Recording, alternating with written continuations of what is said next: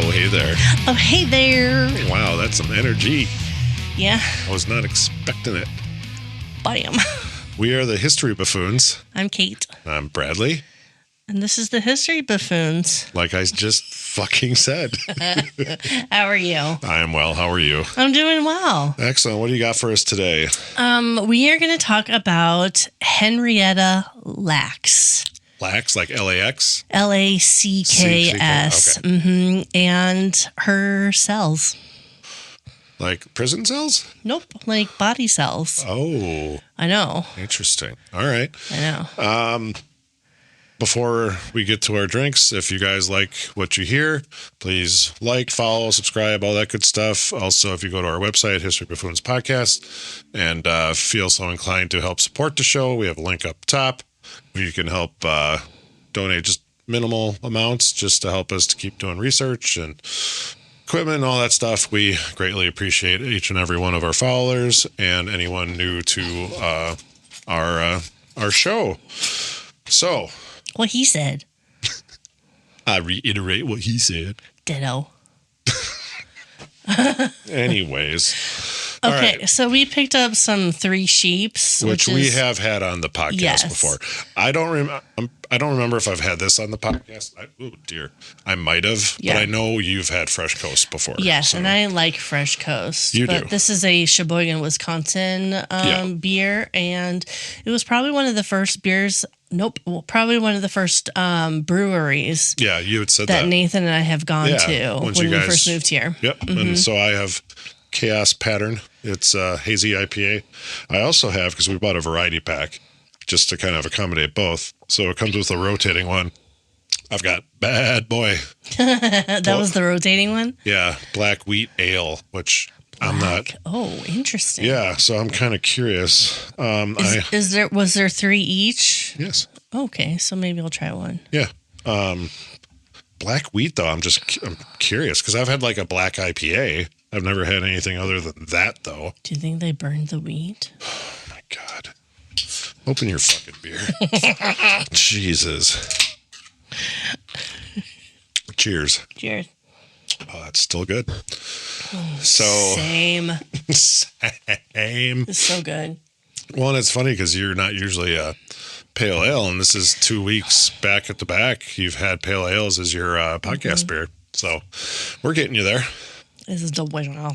Don't worry, Josh. Okay. All right. So let's talk about what's her name again? It's Miss Henrietta Lacks. Henrietta Lacks. Yeah. Lacks. Yeah. She was born in 1920.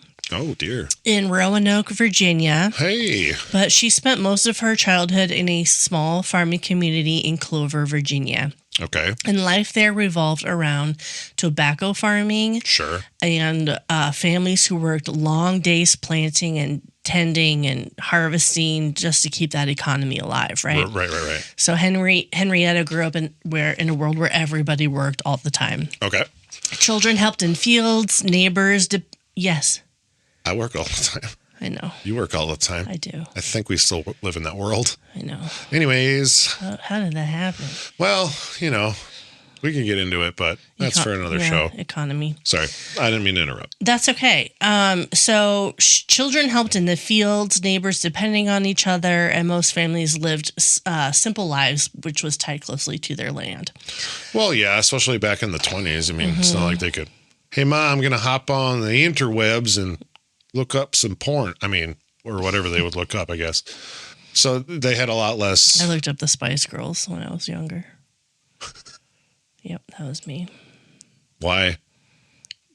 Because I wasn't supposed to, so I did. Oh, scandalous. Yeah. I remember on our senior trip to Canada, we went to Toronto for a jazz band thing. And, or no, it wasn't just jazz band. It was the whole band. And my old buddy Garrett bought a poster of, what's her name? Jerry Hollowell? Oh. Ginger Spice. Ginger. In a scantily clad outfit on poster. But yeah, I remember he bought that up in Canada. She's so pretty. Oh, she still is. Oh my gosh. Yeah. Like she's got like minimal makeup and stuff and her hair's more natural and everything. Oh, she's so pretty. No, she is a very pretty person. Yeah. And she was very to a Well, I think he's a year younger than me. 17. I was 18 at the time. Even to 17, 18-year-olds, he was quite fetching. Which is why she was called Sexy Spice. Or Ginger. No, she was Sexy Spice. No, she was Ginger Spice. Are you sure? Look it the fuck up. Come on now. I grew up with the Spice Girls. You literally looked the Spice Girls up online. There isn't a Sexy Spice. Are you sure? There's Sporty Spice, Baby Spice, Ginger Spice, Scary Spice, and then one other spice. Posh. Scary. Babe. Shit, it's Ginger Spice. I told you. Where did I come up with Sexy Spice? Because she's sexy? Is, I guess. My apologies. Yeah, you should. You should apologize for that. My apologies, Miss Jerry Hallowell. That's her name, right? Jerry Hallowell? Yeah. Right, okay. Anyway.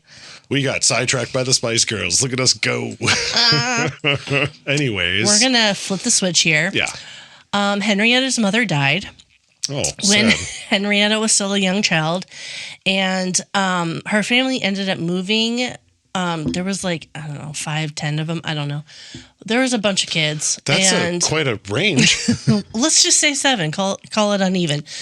But the family was then separated in between other family members because the father was like, "This is a lot. I can't do it." Yeah. So hey, Uncle, whatever. And it wasn't anything bad. It's just what had to be at the time. No, it's just that's how they made it work. Yeah, and that's understandable. Exactly. So Henrietta ended up living with her grandfather in a small cabin that had once been used as slave quarters on the very same land where generations before had been forced to work. Sure. So it was here that Henrietta grew up alongside her cousin, David, or Day. They called him Day, as in D-A-Y, Lacks. Okay. Over their time, the two cousins became close. More than cousins. Oh, but were they first cousins? I don't know. Or were they second cousins twice removed? Or whatever? We're going to say they're first cousins. I grew up going up north to my aunt and uncles a lot. Mm-hmm. There is a certain man and woman that I know in my life who's related somehow to the family. Mm-hmm. They're first cousins. Mm-hmm. Yeah. Yeah. It's a thing. They married. Yep. Very. You should hear my cousin do his laugh. It's fucking hilarious. He's got such a weird laugh, and she does it perfectly. At least used to. I'm sure she still does, but anyways. So Henrietta and Day fell in love, and they started a family together. They had 2 kids, and then they got married. Oh, scandalous for that time frame. Yeah. But by the time that Henrietta reached adulthood, she and Day had a couple more children. I think she had 5 in total. Oh, wow. Life wasn't easy, but it was stable. Okay. I'm so sorry. I keep burping. It's all the beer. It's all right. The fields provided work, the community was close-knit, and rural Virginia had a steady predictability to them, which a lot of people really liked. Sure. And during the 1940s, opportunities pulled many families north. There were steel mills around Baltimore that were hiring. And the jobs were promised as more of a reliable income over farming. Yeah. Mm-hmm. Yep. And like many others looking for better prospects, Henrietta and Day packed up their family and moved to Maryland. Oh, okay. And they settled in a town called Turner Station, just outside of Baltimore. All right. Now, Turner Station was a place where many Black families found work connected to the steel industry. Mm-hmm. The houses were modest, but the streets were busy with children playing outside and neighbors looking out for one another. And Henrietta quickly became known for her warmth and her lively personality. All right. Friends remembered her as someone who loved to laugh, someone who enjoyed dancing, dressing well, and spending time with her family. Okay. By early 1951, something began to feel wrong. Uh-oh. Henrietta started experiencing unusual bleeding and pain in her abdomen. Oh, boy. At first, she tried to ignore it. Doctor visits were expensive. Sure. Life had a way of pushing personal health concerns to the bottom of the priority list. I hate to say it. I still do that today. I was just going to say there's nothing different in today's world because freaking anything is so expensive. And insurance, co-pays. out of pocket, well, and this thing, network, out of network. Like you pay insurance every fucking paycheck, but yet you still got to pay it out of your ass for these companies. And like ever since my dad passed away, I am not a fan of health insurance. Yeah. And then you have to buy prescriptions and just if you're in a hospital stay, don't ask for ibuprofen. It's going to cost you $300 fucking dollars. Yeah. And you could go to the store and buy a whole bottle for $9 or whatever the fuck it is. Yeah. Anyways, let's get off that. She pushed her pain aside, but that it never went away. So eventually Henrietta decided she did need medical help. Sure. She made the trip to Baltimore and walked into the gynecology clinic at Johns Hopkins Hospital. Yeah. At the time, Hopkins was one of the few hospitals in the region that would treat Black people. Oh, okay. Yeah. So that's wild. This was a very important place for many families. Sure. So during the examination, the doctor found something. Uh-oh. Inside Henrietta's cervix was a tumor unlike anything he'd seen before. It was hard. It was purple. It bled easily when touched. And a small sample of the tumor was taken for testing, like marble size, I believe. Okay. So this small piece of tissue taken from Henrietta's tumor did not go directly into a microscope slide or a pathology report or the bin, whatever. The bin. Instead, part of it was sent down the hall to a research laboratory run by a cell biologist named George Gey, Gey. Gey has spent years chasing this one scientific goal, and that was to grow human cells outside the body. Okay. Scientists could grow some animal cells in culture dishes, but human cells were rather stubborn. They divided a few times and then they died. And every experiment hit the same wall. Okay. So cells simply refused to survive long in an artificial environment in a laboratory. Yeah. But if researchers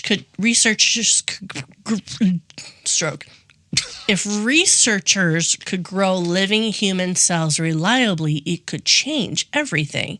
They could test medicines, study diseases, experiments without having to rely on human subjects. Actual humans, yeah. So Gey and his team tried again and again, and whenever a patient came through the hospital with surgery or a biopsy, small samples of tissues would be sent to this research lab. Okay. And most of those samples died fairly quickly, but Henrietta's did not. Survived. They survived. So when the sample of her tumor arrived at the lab, technicians placed the cells in a glass culture with a nutrient mixture designed to help them grow. Okay. And they waited. And at first, everything seemed usual. But soon, it's like it would multiply a couple times, which is generally the same as regular human cells. Yep. But soon they noticed that the cells just kept dividing and kept dividing and kept dividing. And day after day, instead of slowing down like the other human cells that they're used to, these ones multiplied rapidly. They grew. Go ahead. Is this attributed to Henrietta herself or what the tumor was? I think it was both. Okay. Yes. So one, it is cancer cells, and cancer cells, they like to spread fast. They spread fast and unevenly. Yeah. But there was also, it could have been a number of factors, and I actually looked this up because it was really confusing to me as to why hers were so different than everybody else's, but it was potentially in regards to a bunch of other things. Wow, okay. So her cells were cancerous, so they divided rapidly, and they would ignore like the normal growth limits. They wouldn't stop dividing if there was crowding of the cell. Her tumor was extremely aggressive, and she also had HPV. Yeah, what is that again? I've definitely heard of it. HPV is human papillomavirus. She specifically, it's warts. Oh. You can get genital warts. You can get foot warts. Yeah. I think hers were more genital warts, but they could not figure out where they came from. And they actually didn't know it was HPV at this time. At that time, yes. Sure. Okay. But she had HPV 18, which is one of the most aggressive cancer-causing strains. Oh, Jesus. And then her cells also produced something called telomerase. Telomerase, I'm reading this. So Henrietta's cells produced high amounts of this telomerase, which is an enzyme that rebuilds chromosomal ends. Oh. So because this telomerase developed quicker and more, this allowed the cells to avoid the normal biological aging process when the ends of their chromosomes would eventually wear down. Hers never worn down. That's crazy. Okay. And then there also has to be like perfect lab conditions. Oh, I'm sure. Yeah. Yes. So like all of these things boosted that reproduction. All right. I feel so smart. I read it all. I know. I was going to say something, but I was just going to try and let it go. But no. So day after day, instead of slowing down like other human cells, these multiplied rapidly. Okay. They grew thick in the culture dish, forming layers upon layers of living cells. It was something the lab had never seen before, as most human cells would die after about 50 divisions. Right. So it's like biologically built into our DNA to die. So scientists didn't fully understand it yet, but every experiment seemed to confirm it. Henrietta's cells ignored these rules completely. And they continued dividing without stopping. That's wild. And Gey realized almost immediately what this meant. For the first time, scientists might have access to a stable, self-replicating human cell line. Cells that could grow indefinitely in the lab. Right. So to label the culture, the lab followed a simple naming system using the first letters of the patient's first name and last name. So short for Henrietta Lacks, it's HeLa. Okay. So HeLa cells would soon become very, very famous. Oh. So at the time, Henrietta herself has no idea that this is happening. Of course. She was focused on something much more immediate, like fighting her own cancer. Yeah. Doctors began treating her with radium therapy. Oh, no. One of the primary cancer treatments available at the time. Did her jaw fall off? No. Thank God. I know. If you know, you know. Small glass tubes containing radioactive material were inserted near the tumor in an attempt to destroy the cancerous cells. Wow. The treatments were really painful and really exhausting. Yeah. Meanwhile, back in Gey's laboratory, Henrietta's cells continued doing something no other cells have done before. They thrived. Don't tell me like another Henrietta just started walking out of the lab. Wouldn't that be so spectacular? And fucking creepy. It's true. Just saying. The cells multiplied so quickly that soon there were more than the small lab could reasonably use. Okay. So tubes filled with HeLa cells began accumulating in incubators and refrigerators, and Gey realized the discovery was too important to keep to himself. That is different. What is it? It's that black wheat ale. Mm-hmm. Ooh, it's a dark beer.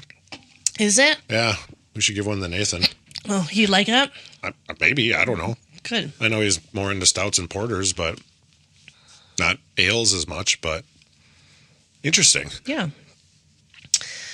So Gey realized that it was too important to keep to himself. So if these cells could survive shipment, scientists around the world could use them for research. Right. So the lab began packing small vials of HeLa cells and mailing them to researchers across the country. And did they survive? They did. Crazy. Henrietta Lacks, though, was still lying in a hospital fighting for her life. The cancer was extremely aggressive. Yeah. Despite treatment, the disease spread rapidly through her body. Tumors appeared in multiple organs, and the pain became incredibly severe. Sad. And by August of 1951, Henrietta was hospitalized as doctors struggled to manage her symptoms. That's sad. And of course, within the walls of the hospital, her family watched as this illness took its toll on her. Of course. Her children were still young, and her husband Day stayed close by as doctors tried everything they could to help her. Yeah, so she would have been 31 at this time. October 4th, 1951, she died at 31 years old. God damn. That's sad. Yeah. That's too young. But of course, her tumor cells that were taken did not die. Isn't that almost kind of like a slap in Henrietta's face? Yeah. It's like, you motherfuckers. Yeah. You die, I stay alive. It's like, what the fuck? I got kids, man. I'm 31. You're just a cell. You're just a cell. No, I felt bad. You just have a powerhouse called the nucleus. Anywho's, I felt bad. There's this one guy that I talked to at one of my accounts, my last account today. And I always say hi to him, and sometimes I'll give him something extra or whatever I have or whatever it might be. And I was chatting with him today, and his uncle is on his way out because of cancer, unfortunately. He had cancer behind his eye. And then apparently, and I'm going to get most of this wrong, but it spread. Something happened in his brain and went down his spinal column. My gosh. Spinal cord or whatever. It went down through his spinal cord. Yeah. Holy crap. So he was telling me how the reason why I bring it up, I don't want to share other people's personal stories like this, but the reason why I bring it up though is because he was Monday he was walking around. Yesterday I'm telling him goodbye. It's like, Jesus Christ, man. It's so fucking aggressive most times. And Henrietta's, that just took her pretty quickly, really. Yeah. A little bit, but it's just, we have, what is it? The Cancer Society or blah, blah, whatever thing, which, how have we not come across any way to fix a lot of these?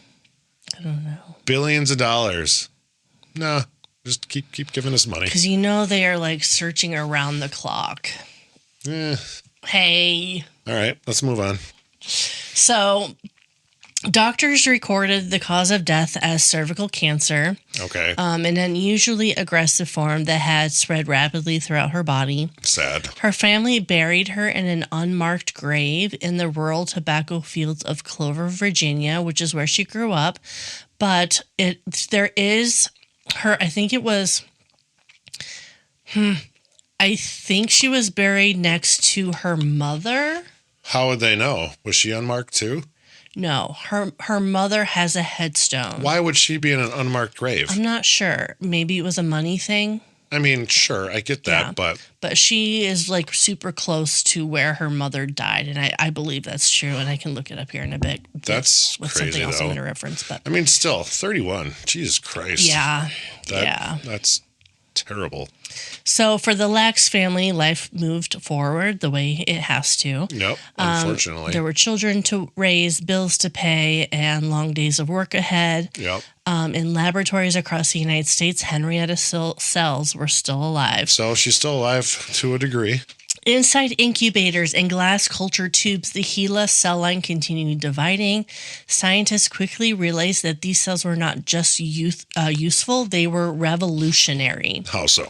Requests for HeLa cells began arriving faster than the original lab could handle. Right. Researchers studying viruses wanted them, cancer specialists wanted them, geneticists wanted them. Oh, yeah. And so her cells became traveling cells.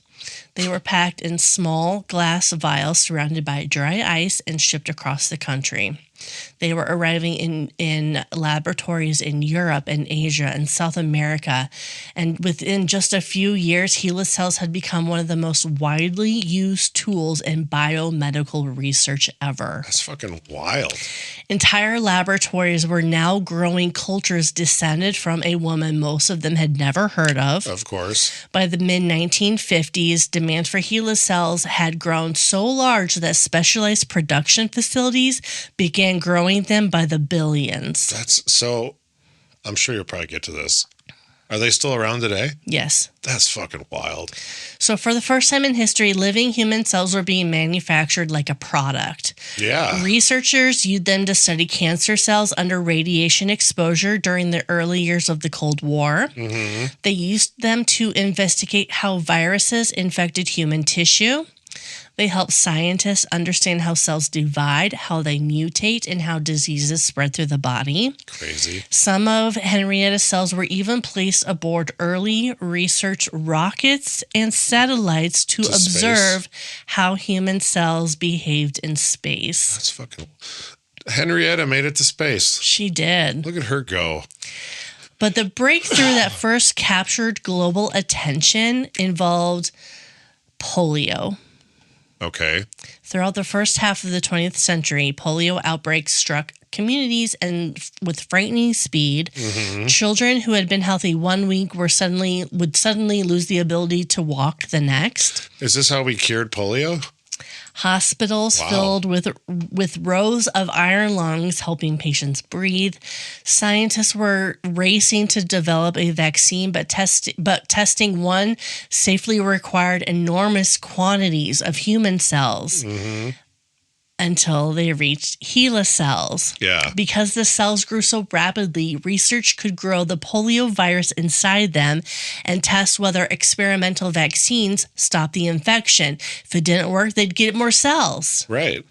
So when the vaccine developed by Jonas Salk was ready for large-scale testing in 1954, laboratories relied heavily on HeLa cells to evaluate the results. That's crazy. Within a few years, the polio vaccine helped bring one of the most feared diseases of the century under control. What did polio do again? What was the symptoms and what did it make you do? So, do you know? So it was basically people would end up in wheelchairs, like they can't walk with polio. Gotcha. And I'm sorry, I don't know much more than that. That's okay. I wasn't sure if you did know, but because was it FDR who had polio? He was in a wheelchair.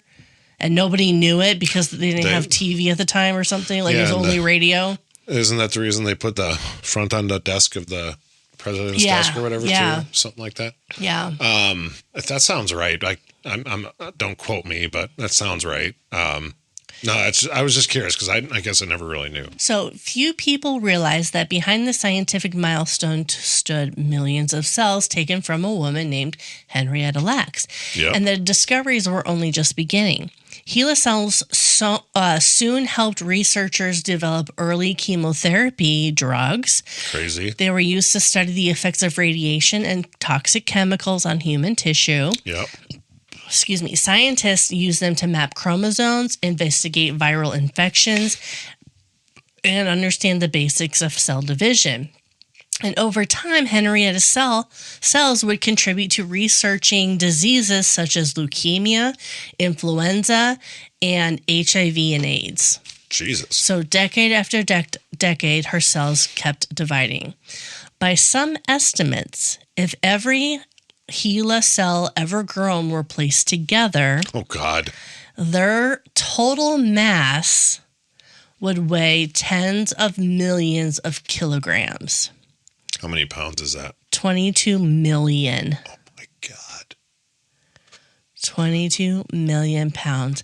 That is the equivalent of 25 Boeing 747s. For some reason, and I'm drawing a blank on the movie. That's a huge bitch. Just comes through my brain. And I don't mean to call Henrietta that, but that's a lot of cells. That's a lot of cells. It's a lot of Henrietta. That's a lot. Look at her go. I know. And go. and grow. And all of this was taken from a marble-sized biopsy. The fact that, yay big, and it's still around today, that's fucking insane. Yeah. I mean, wow. I mean, Henrietta's been to fucking space. Yeah, she has. That's crazy. So, through all of this scientific progress, there was still something unusual happening. The woman whose cells made these breakthroughs possible had disappeared from the narrative. No one knew where these HeLa cells came from. Well, I mean, over time. Yes. They call them HeLa cells. They don't Not know Henrietta Lacks cells. Yeah, they don't make the connection. People are forgotten even on something this revolutionary, magnitude, whatever. Yeah. Well, her family also had no idea that her cells were being used. Oh, shit. So by the early 1970s, more than 20 years had passed since Henrietta Lacks died in the hospital. Yeah. During those 2 decades, HeLa cells had become one of the most widely used tools in biomedical research. Yeah. Laboratories around the world depended on them. Scientists had published thousands of studies using them. And they found something a little bit troubling by the late 1960s. Experiments that were supposed to involve different types of human cells were producing identical results. At first, scientists assumed that it was coincidence. Then a geneticist named Stanley Gartler took a closer look and analyzed several widely used human cell lines and discovered many of them were genetically identical. Okay. Even though that they were labeled as completely different cell cultures, they all carried the same distinct markers. Interesting. They were all HeLa cells. Okay. HeLa cells grew so rapidly that even if a tiny number entered another culture dish, it would take over? It would take over the other cells. Wow. Without realizing it, scientists around the world accidentally contaminated their experiments. Yeah. So some studies that were supposed to be using normal human tissue were actually studying HeLa cells instead. Okay. So this was a major problem for the scientific community. For sure. Researchers then needed a way to reliably identify which one were HeLa cells and which ones were other cells. Did they dye them a different color? But yes, however, they needed to know which ones were which first. Well, of course. So they needed genetic information from Henrietta Lacks. So they needed, don't tell me they exhumed her. No. They got from her first cousin? They went to her family. Oh, dear. They needed to find her family. So in 1973, more than 20 years after Henrietta's death, researchers contacted members of the Lacks family and asked if they would be willing to provide blood samples. To the scientists making the request, it was a routine research question. Yeah. But to the family receiving the call, they're like, wait, what? For decades, they had believed that Henrietta's story ended at the hospital, and now they were hearing, like, wait, her cells are alive, living in laboratories, growing by the millions, being used in experiments. What? Some family members even struggled to understand what the researchers meant, that the idea that part of their mother could still exist decades after her death sounded impossible to them. Right, of course. Yes. Others worried, actually, that doctors were somehow still experimenting on her. So, like, they kept her in, like, a secret lab? Yeah, like, they were starting to jump to conclusions, like, what is actually happening here? Because it was just not understood by the layperson. Well, sure. So, adding to the confusion was the fact that many researchers still refer to the cells as HeLa. Like, they're talking to the family as, we need HeLa cells. Okay, no, we need your mother's cells, whatever. So the information to the family arrived in fragments. They were using scientific terms that they've never heard of before. Phone calls from researchers asking questions and requests for blood samples without any explanation. Yeah. Slowly, it didn't match quickly, right? Yeah. And another realization started to emerge. Henrietta's cells had become so extremely valuable to science, Yeah. but no one had ever asked permission to take them. Right. And no one ever told the family they existed. I feel like a lawsuit's coming on. So as the Lacks family slowly began learning about HeLa cells in the 1970s, another question emerged, one that scientists, lawyers, and ethicists, people who study ethics, would eventually debate for decades. Sure. Who owned these cells? Well, it's funny because a lot of scientists would be like, well, we do. It was given to us through the labs. It's like, no. Yeah. They were just given to you. You never properly received them, we'll say. I don't know. So many people assume the answer would be simple. If the cells came from Henrietta Lacks, then surely they belonged to her or to her family. Right. But medicine had long operated under a different assumption. Of course they did. When doctors remove tissue during treatment, patients don't retain possession of it afterward. No. But think of like an ordinary tooth extraction. When a dentist removes a molar, the patient typically doesn't take it home as personal property. Instead, it's treated as personal waste. How do you get it from the tooth fairy then? I know my friend Sam, she has recently had a tooth pulled and she got to take it home. But did you put it under her pillow? I don't think so. In any case, I wouldn't, whatever. I wouldn't suggest it. No. But most of the time it's treated as medical waste. And so the same principle applies to tissues removed during surgery or a biopsy. But it wasn't waste. Once the sample leaves the body, it's normally sent to a laboratory or pathology department for examination. Yeah. After that, it may be stored, discarded, or used for research. And for most of the 20th century, this process happened routinely without much discussion. But one issue that had not been addressed when the sample was first taken in 1951 was informed consent. Correct. So today, patients are asked to sign forms explaining how their medical information and biological samples might be used. Right. Hospitals and researchers are expected to explain the purpose of procedures and obtain permission before using the tissue for research. Hi, miss. But there's another cat in here? Yeah, he's like, oh, you guys are recording a podcast episode? He's so quiet. Oh my goodness. I don't mind him. He'll be fine. Yeah. So, but the standards in early 1950 were different. So when Henrietta was treated at Johns Hopkins Hospital, doctors commonly collected tissue samples during procedures without explicitly asking patients if those samples could be used for research. Right. It's just how medical science operated at the time. Sure. Which I get. Yeah. I totally understand that, but So to many researchers, the practice seems reasonable, and studying human tissue helped doctors understand disease and develop treatments that could save lives. Excuse me. But from the perspective of the Lacks family, the situation looked different. I just want to interject something real quick. Yeah. So like for me with the Lacks family, they are clearly being bombarded with these requests, questions, and such and so on. It's like, wait a minute. Not cool, dude. Yeah. And like, if I were them personally, I'd be like, no, give me some money for it. Then I will give you my blood sample. Mm-hmm. Because fuck you. I didn't even know you had my mom's cells. Now they're around the fucking world. Yeah. It's definitely a tricky gray situation. It is very discolored, yes. Oh, wow. hi, Amos. He speaks. Do you need to get out, buddy? Do you want out? He's like, Can I pick you up and show the people? You are cute. He's like, nope. He said no. He said no. Well, okay. He's getting ready.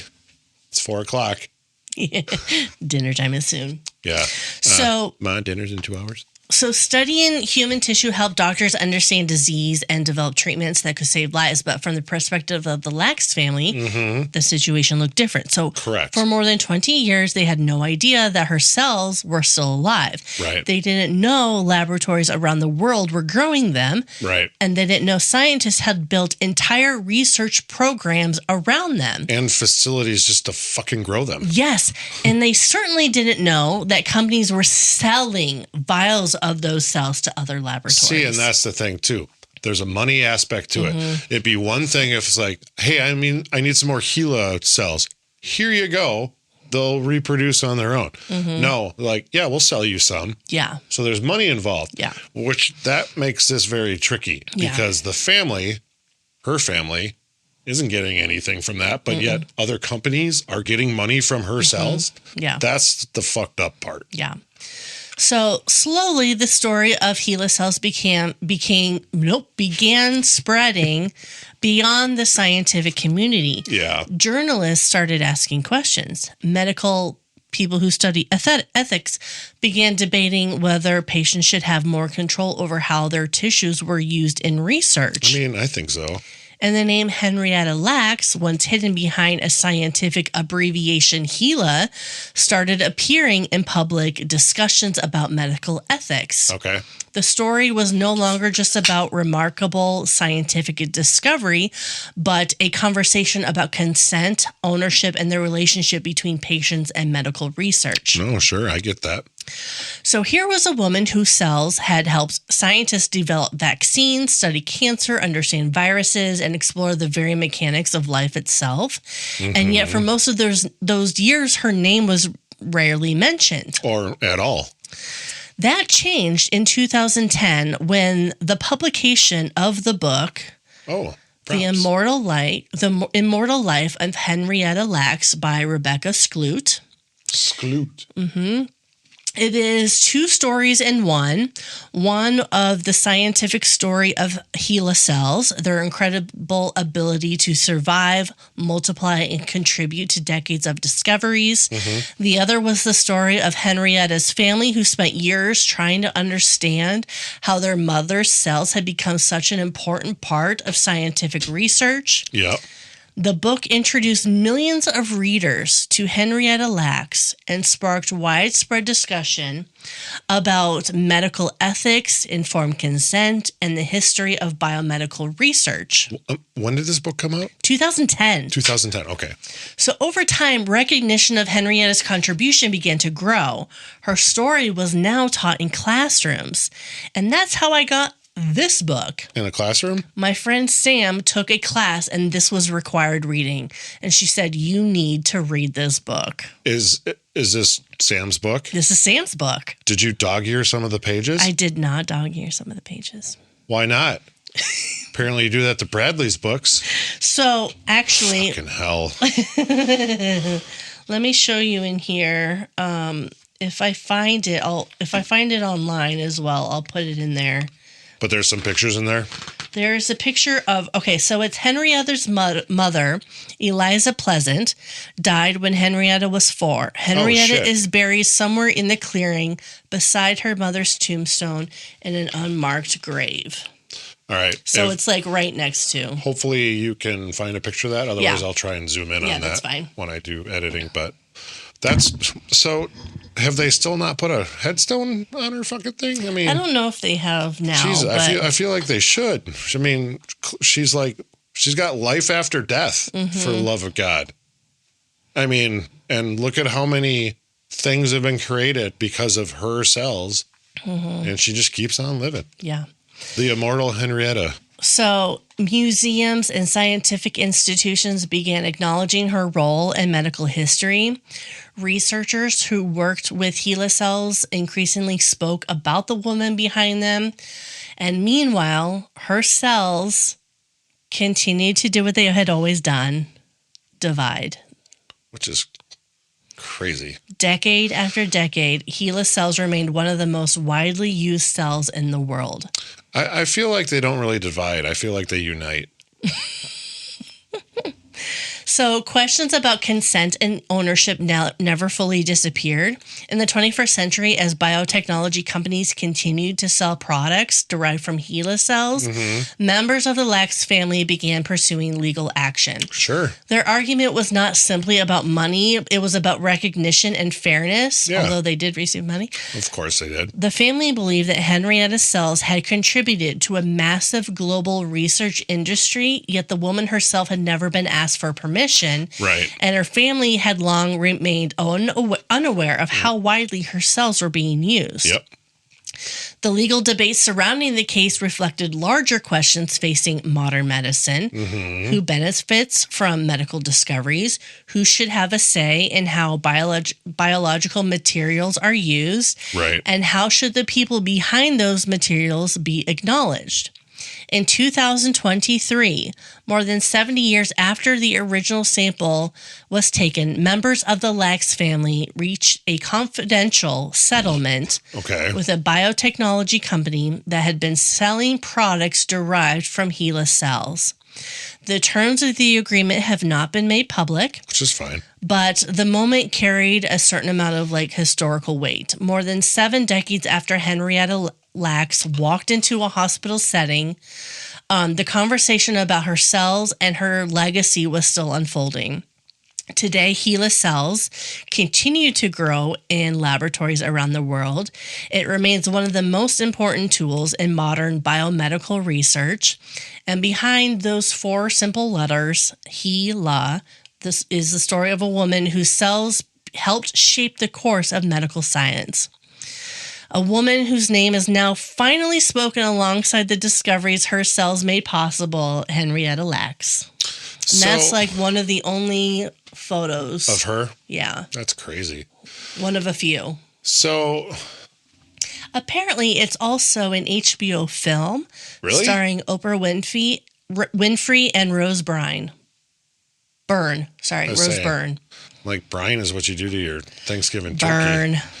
I like Rose Byrne. Me too. She's also fetching. But anyways, the problem I have with it, I'm totally on the Lacks family side with this, is the fact that, yes, her cells have created countless discoveries.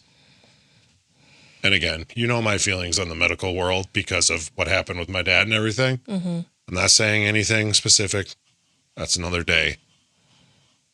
But they did this to fucking make money. And they're making billions of dollars off of what these things do.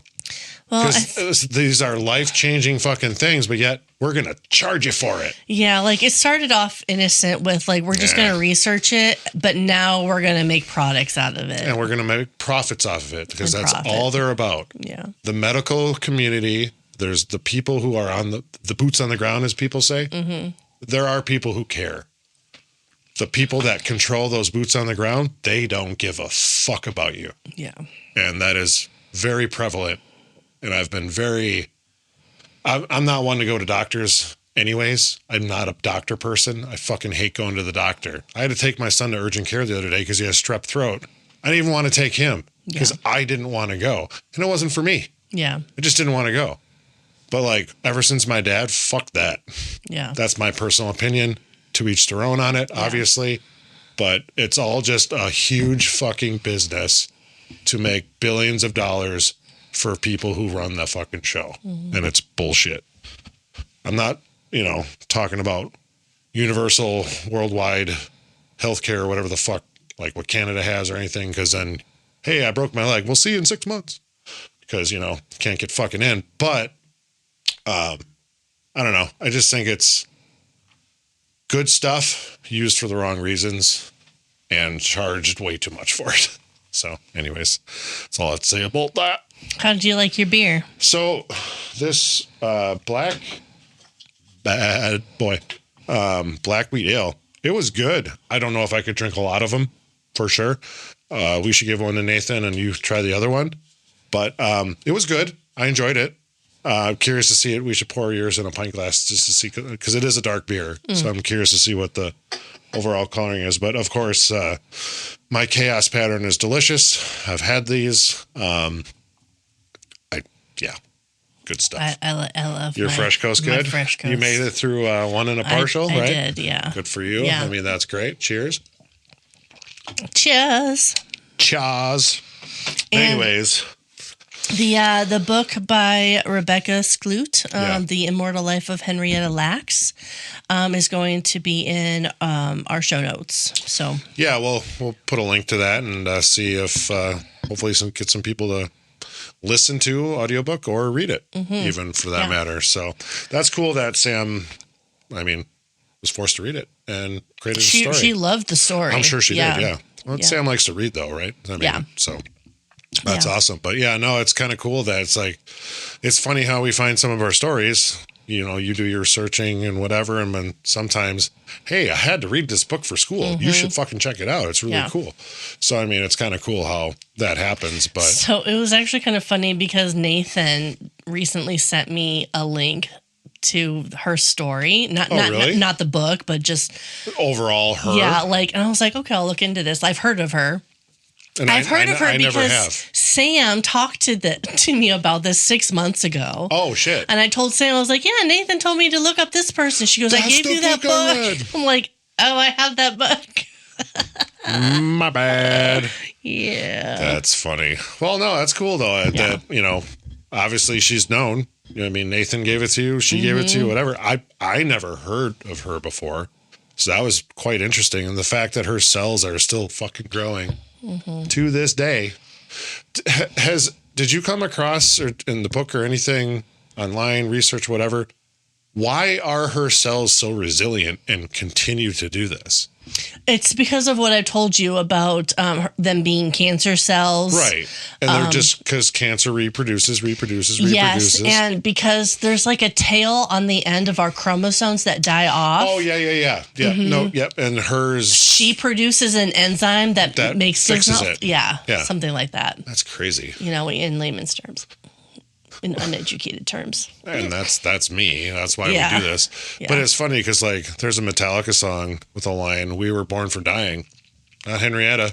Not Henrietta. She's fucking living on. She will live on forever. She's been to fucking space. And they actually dyed her cells. I don't know if they're all like this, but and I'll post a picture throughout, but like they dyed the nucleus yellow. Oh, okay. And then I think the mitochondria, which is the powerhouse of the cell, that's You pink. say that with so much confidence, like you knew that prior to this. No, that was like, whatever. Anywho's. Anyway, but it almost looks like fireworks in the sky. Like they're so pretty how they did that. Okay. I mean, I could just turn my computer. Nah, we'll just put a picture in. Okay, that's fine. going to be too difficult. And Fine. You're going to knock shit over. I probably, yeah. Yeah, I mean, who are we kidding? I know. We aren't kidding anybody. Well, I suppose. all right, buffoons. That's it for today's episode. Buckle up because we've got another historical adventure waiting for you next time. Feeling hungry for more buffoonery? Or maybe you have a burning question or a wild historical theory for us to explore? Hit us up on social media. We're History Buffoons Podcast on YouTube, X, Instagram, and Facebook. You can also email us at historybuffoonspodcast@gmail.com. We are Bradley and Kate, music by Corey Akers. Follow us wherever you get your podcasts and turn those notifications on to stay in the loop. Until next time, stay curious and don't forget to rate and review us. Remember, the buffoonery never stops.